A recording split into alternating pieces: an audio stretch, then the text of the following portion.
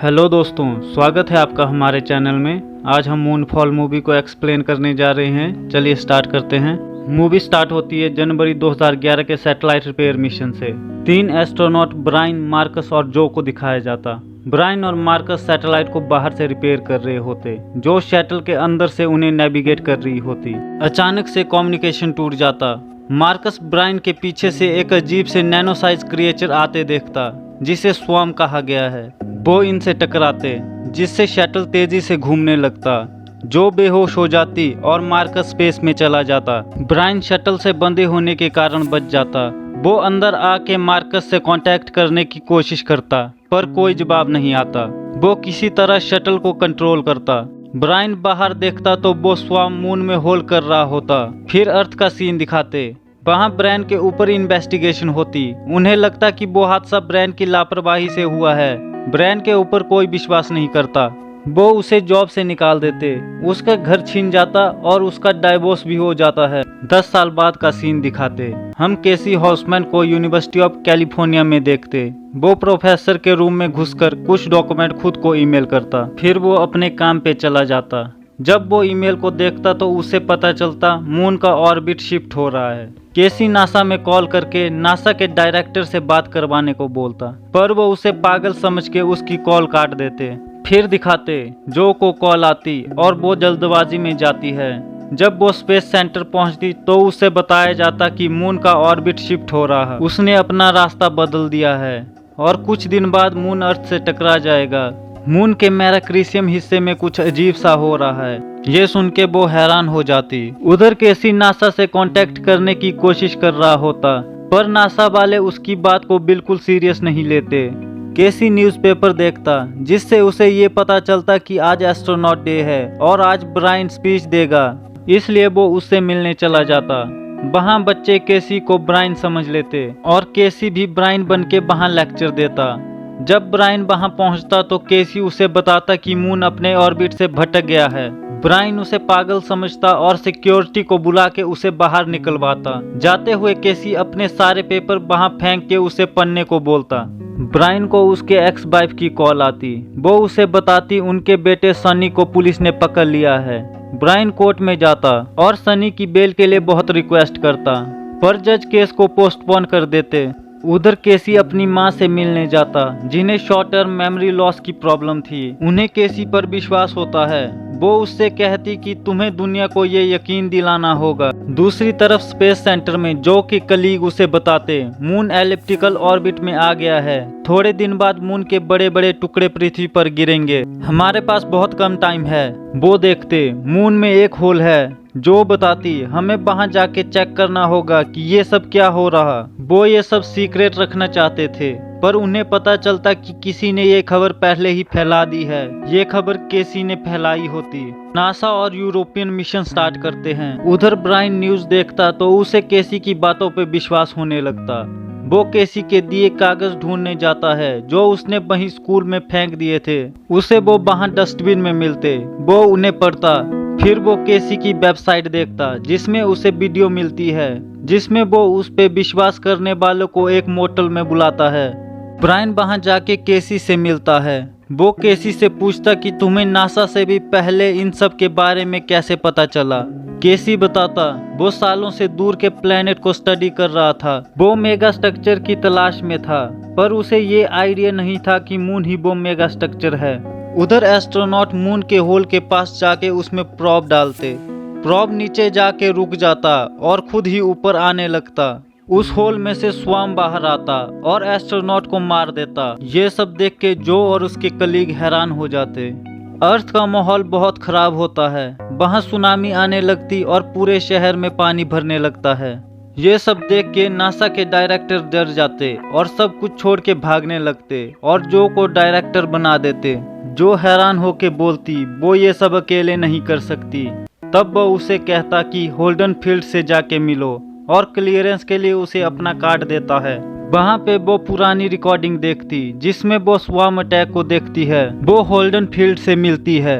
वो उसे बताता कि अपोलो 11 जो कि मून मिशन था उसमें अपोलो 11 का कनेक्शन टूट गया था। वो बात सच नहीं थी। मिशन कंट्रोल ने उनकी फीड बंद कर दी थी। उन्हें कुछ दिखा था, अजीब सी रोशनी मून के सतह के नीचे से। वो टेक्नोलॉजी बहुत एडवांस है, उनके सामने हम कुछ नहीं। जो आर्मी ऑफिसर से मीटिंग करती है, वो न्यूक्लियर बॉम्ब से मून को डिस्ट्रॉय करना चाहते, पर इससे पृथ्वी भी तबाह हो सकती है। जो उन्हें रोकना चाहती, पर वो उसकी एक नहीं सुनते। जो का हस्बैंड डग जो को उनके बेटे के साथ बंकर में आने को बोलता है। दूसरी तरफ नेशनल सिक्योरिटी वाले ब्रायन और केसी को लेने आते। जो वहाँ पे उनसे मिलती, उन्हें सारा कुछ बताती और सारी रिकॉर्डिंग दिखाती। जो ब्रायन को बोलती हमें तुम्हारी जरूरत है और उसकी जॉब वापस देती। ब्रायन बदले में अपने बेटे सनी को जेल से लाने को बोलता। वो स्पेस शटल को म्यूजियम से कैलिफोर्निया एयरबेस में लाते और न्यू लोनार मिशन की तैयारी में लग जाते। आर्मी वाले ईएमपी डिवाइस लाते जिससे नैनो साइज क्रिएचर स्वाम को मारा जा सकता है। ब्रायन प्लान बनाता कि वो तब टेक ऑफ करेंगे जब मून अर्थ के सबसे नजदीक होगा और मून पे जाके इलेक्ट्रॉनिक्स को ऑन कर देंगे जिससे वो स्वाम बाहर आ जाएगा और वो उस पर ईएमपी डिवाइस से अटैक करके उसे खत्म कर देंगे। तभी आर्मी वाले सनी को लेके वहां पहुंचते जिसे देख के ब्रायन बहुत खुश होता। इसी बीच एक बहुत बड़ा भूकंप आता और उसमें स्पेसक्राफ्ट का एक इंजन खराब हो जाता। उनके पास अब इतना टाइम नहीं होता कि वो उसे ठीक करे, इसलिए जो सभी को सेफ जगह भेज देती है। केसी नई कैलकुलेशन करता और नया प्लान बनाता है, पर जो उसे कहती कि अब ये मिशन खत्म हो चुका है। तभी वो स्क्रीन में देखती मून पृथ्वी के बहुत नजदीक पहुंचने वाला है। वो ब्रायन को बोलती कि हम 2 इंजन के साथ ही लॉन्च करेंगे। जब मून पृथ्वी के ऊपर होगा तो बढ़ी हुई ग्रेविटी से शटल को बूस्ट मिलेगा, इससे अच्छा मौका हमें नहीं मिलेगा। ब्रायन बोलता वो अकेले ये नहीं कर पाएगा, फ्लाइट क्रू को तो तुमने पहले ही भगा दिया। जो बोलती कि वो भी उसके साथ जाएगी। वो दोनों केसी को अपने साथ आने को बोलते क्योंकि केसी बचपन से ही एस्ट्रोनॉट बनना चाहता था, इसलिए वो उनके साथ जाने को मान जाता। जो और ब्रायन अपने बच्चों को कोलोराडो भेज देते। तभी मून की बढ़ी हुई ग्रेविटी के कारण वहाँ पे ग्रेविटी वेव आती जो सब कुछ अपनी तरफ खींच रही होती।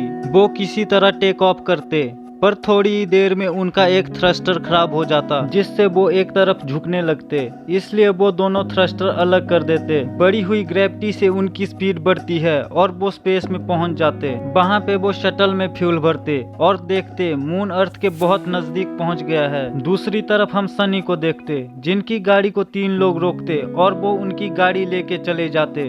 अब मून के टुकड़े भी पृथ्वी पर गिरने लगते हैं, वो किसी तरह बच जाते। उधर जो ब्रायन और केसी के स्पेस शटल को भी मून के टुकड़ों से नुकसान होता, पर वो बचते हुए मून की उस जगह पे पहुंच जाते जहां पे होल था।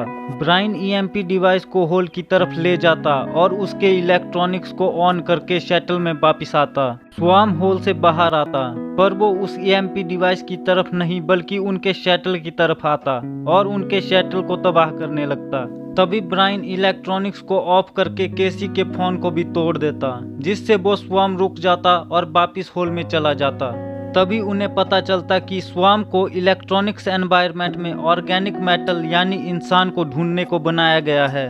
वो इंसानों के पीछे है जो उन्हें बताती कि हमें जल्दी करनी होगी, मिलिट्री वाले न्यूक्लियर अटैक करने वाले हैं। ब्रायन मून के होल के अंदर जाके उसे खत्म करने की सोचता। दूसरी तरफ ब्रायन की एक्स वाइफ के हस्बैंड टॉम सनी और उसके साथियों को ढूंढ लेता और उन्हें अपने साथ लेके जाता। रेडियो में न्यूज चलती कि उनको ये जगह जल्दी छोड़नी पड़ेगी, इसलिए वो सब कार लेके बंकर की तरफ निकलते। बीच में वो कुछ सामान और ऑक्सीजन सिलेंडर के लिए रुक जाते हैं। उधर ब्रायन जो और केसी मून के होल के अंदर जाते जो अजीब सी जगह होती है। वो इलेक्ट्रॉनिक्स और लाइट ऑन कर देते जिससे नैनो क्रिएचर स्वाम जाग जाते। दूसरी तरफ वो 3 लोग सनी और टॉम को लूट लेते, पर सनी उन्हें गन पॉइंट पे रख के वहां से निकल जाते, पर वो तीनों उनका पीछा करते हैं। तभी मून के टुकड़े गिरने लगते और ग्रेविटी से सब कुछ खींचने लगता जिसमें वो तीनों मर जाते। सनी किसी तरह अपने साथियों को बचा लेता। उधर ब्रायन जो और केसी देखते कि मून सच में एक मेगा स्ट्रक्चर है जो अंदर से एक बहुत बड़ी मशीन की तरह है, उसमें बहुत पावरफुल मैकेनिज्म है। केसी को लगता है कि मून को एलियन ने बनाया है। वो कोर तक पहुंचने वाले होते तभी स्वाम उन पर हमला कर देता। उनको पता चलता कि उनके स्पेसशिप को कोई और ही कंट्रोल कर रहा है। तभी एक गेट के पीछे से ग्रीन लाइट निकलती है और वो इन्हें अपनी तरफ खींचती है और गेट बंद हो जाता। स्वाम गेट पर हमला करता पर वो उसे तोड़ नहीं पाता। वो सब बेहोश होते हैं। होश में आने के बाद जो और केसी देखते कि वहाँ पे अर्थ की तरह ही ग्रेविटी और ऑक्सीजन है। वो देखते ब्राइन वहाँ पे नहीं है। वो उसे ढूंढने लगते। तभी एक दरवाजा निकलता। वो डरते हुए उसके अंदर जाते। उन्हें लगता कि यहाँ कोई है जो उन्हें गाइड कर रहा। दूसरी जगह ब्राइन को दिखाते। उसे होश आता। वो खुद को एक अजीब सी जगह में पाता और अपने बेटे को देखता जो छोटा बच्चा था। वो एआई होता है। ब्राइन उससे पूछता तुम कौन हो। वो बताता मुझे बनाया गया है आपके दिमाग के जरिए। ब्राइन उससे पूछता किसने बनाया है तुम्हें। वो बताता जिसने तुम्हें बनाया है उसी ने। वो बताता अरबों साल पहले एक वक्त था जब आपके पूर्वजों के पास सब कुछ था, यहाँ से दूर गैलेक्सी के दूसरे छोर पर। वो इतने आगे थे उन्होंने खुद के प्लेनेट के अलावा दूसरे प्लेनेट पर भी अपना घर बनाया था। सब प्रॉब्लम को ठीक किया। जंग तो बस किताबों में रह गई थी। एक परफेक्ट दुनिया बनाई थी जिसमें सिर्फ अमन और शांति थी। इस दुनिया को एक सेल्फ लर्निंग कंप्यूटर सिस्टम चलाता था। ये उनकी बहुत मदद करता था। आज इसे एआई कहा जाता है। सब कुछ अच्छा चल रहा होता, फिर एक दिन सब कुछ पूरी तरह बदल जाता। उनकी बनाई टेक्नोलॉजी उनके अगेंस्ट हो जाती। अचानक एआई उनके कंट्रोल से बाहर हो गई। वो बदल गई नैनो टेक्नोलॉजी से बने स्वाम में। एआई ने जंग शुरू कर दी और अपने रास्ते में आने वाले सबको एक एक करके मिटाने लगे। वो बताता कि मैं मून का ऑपरेटिंग सिस्टम हूँ। आपका प्लेनेट कैसे बना ये बताने के लिए मुझे आपके पूर्वजों ने प्रोग्राम किया। खतरे के वक्त आपके पूर्वज गैलेक्सी की एक सीक्रेट जगह चले गए। कई पीढ़ियों तक उन्होंने प्लेनेट जैसे स्ट्रक्चर बनाए जिन्हें ऑपरेट करती थी उनकी बनाई आर्टिफिशियल इंटेलिजेंस और ऊर्जा देती थी उनका कैप्चर किया हुआ एनर्जी से भरा स्टार। इन्हें जीने लायक जगह ढूंढने के लिए बनाया गया था जहां नई जिंदगी पनप सके। उनमें से सिर्फ एक आपका मून डिप्लॉय हो पाया। उसके बाद स्वाम ने आपके पूर्वजों को ढूंढ लिया और उन्हें खत्म कर दिया। ये स्वाम उन इलेक्ट्रिक ऑब्जेक्ट पर हमला करते जिसमें ऑर्गेनिक लाइफ मौजूद हो, इसलिए वो खुद इन पर नहीं गए। इन्हें खाली रखना जरूरी था। उन्होंने खुद की कुर्बानी दी ताकि भविष्य में इंसान फिर से जन्म ले सके। आपका सोलर सिस्टम ही एक ऐसी जगह थी जहां रहने लायक प्लेनेट बनाया जा सकता था।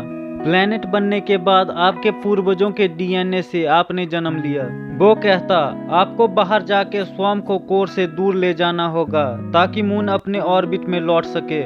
जो और केसी ब्राइन के वहां पहुंचते। ब्राइन कहता हमें जल्दी करनी होगी। वो केसी को बताता कि हमारे पूर्वजों ने ही मून को बनाया है। जब तक मून रहेगा हम जन्म लेते रहेंगे, इसलिए स्वाम मून को खत्म करना चाहता है। उन्हें वहाँ एक स्पेसशिप मिलती है। वो एआई स्वाम को मारने में उनकी मदद कर रहा होता। दूसरी तरफ पृथ्वी पर ऑक्सीजन की कमी हो गई थी। टॉम की बेटी का ऑक्सीजन सिलेंडर खत्म हो जाता है। वो उसे अपना सिलेंडर दे के उसे जाने को कहता और वो मर जाता। उधर मून में वो स्पेसशिप ऑन करते जिससे स्वाम उनके पीछे पड़ जाता है। वो स्वाम को मून के कोर से बाहर ले जाने लगते।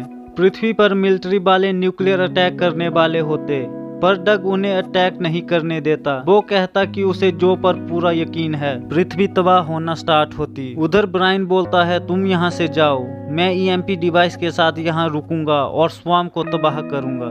पर जो और केसी नहीं मानते। ब्राइन और जो बात कर रहे होते तभी केसी ईएमपी के साथ खुद को रॉबर में बंद कर देता और ब्राइन को बोलता कि मेरी माँ का ध्यान रखना और बताना कि उनका बेटा नाकारा नहीं है। वो खुद को शटल से अलग कर देता। जैसे ही स्वाम रॉबर के आसपास आता केसी ब्लास्ट कर देता है जिससे स्वाम तबाह हो जाता। मून अर्थ को टच करने वाला था तो जैसे ही उनका शटल मून के होल से बाहर आता वो सीधे अर्थ पर लैंड करते। स्वाम के मारे जाने से मून वापिस अपने ऑर्बिट में जाने लगता। थोड़ी देर में सब नॉर्मल हो जाता है और आखिरकार सब एक दूसरे से मिलते हैं। फिर हम मून में केसी को देखते। वो वहाँ अपनी माँ को देखता जो असल में एआई होता। वो केसी को बताता कि अब वो मून का हिस्सा है। एआई उससे कहता चलो अब शुरुआत करें। केसी पूछता किस चीज की शुरुआत। इसी के साथ ये मूवी खत्म होती है। दोस्तों वीडियो पसंद आई हो तो वीडियो को लाइक करें, चैनल को सब्सक्राइब करें मिलते हैं अगली वीडियो के साथ। धन्यवाद।